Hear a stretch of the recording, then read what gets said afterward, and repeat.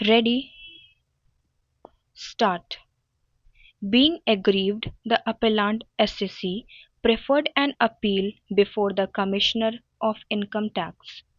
The Commissioner of Income Tax, vide order dated 4/4/1988, partly allowed the appeal. The appellant assessee and the respondent Income Tax Department, feeling aggrieved against the order of the Commissioner of Income Tax, filed two separate appeals before the Income Tax Appellate Tribunal. The tribunal, by order dated 19/8/1993, without going into the merits of the case, set aside the assessment order and remanded the file back to the assessing officer to re-scrutinize the entire accounts after giving the appellant assessee an opportunity of being heard and also giving the appellant assessee an opportunity of filing any evidence in support of its claim that there was no discrepancy in its accounts as pointed out by the assessing officer or as found out by Commissioner of Income Tax in his order dated 4/4/1988. On remand, the assessing officer issued summons to 10 traders under Section 131 (1) of the Act. In response to the summons, 5 traders appeared and gave evidence in favor of the appellant assessee. The remaining 5 traders did not appear because they could not be served with the summons as they were residing outside the state of UP.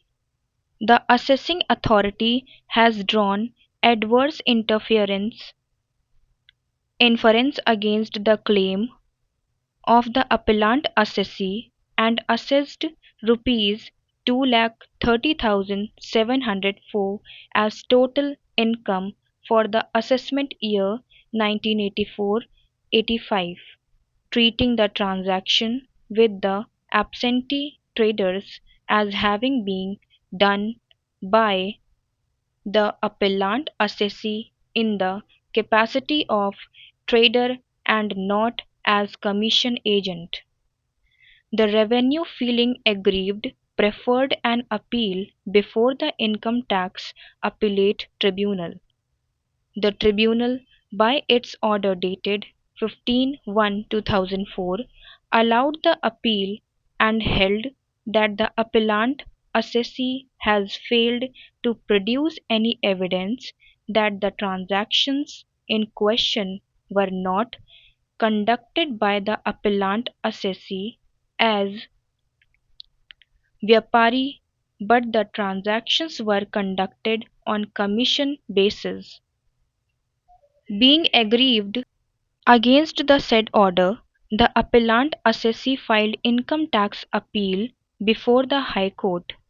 The High Court, as noticed above, has concurred with the findings recorded by the assessing authority as confirmed by the appellate tribunal and dismissed the appeal in limine. Now the appellant assessee is before this court. The learned counsel for the appellant assessee submitted that the High Court has committed grave error of fact and law in dismissing the appeal in limine without proper appreciation of the facts and legal preposition of law. According to him, for non-appearance of the traders summoned by the assessing authority, no fault could have been laid upon the appellant assessee and the assessing authority. The appellate tribunal as well as the High Court are not justified in drawing adverse inference against the appellant assessee, holding it to be trader in relation to the transactions conducted by the appellant assessee of the same goods in the same manner as was conducted with the traders whose evidence was accepted by the assessing authority.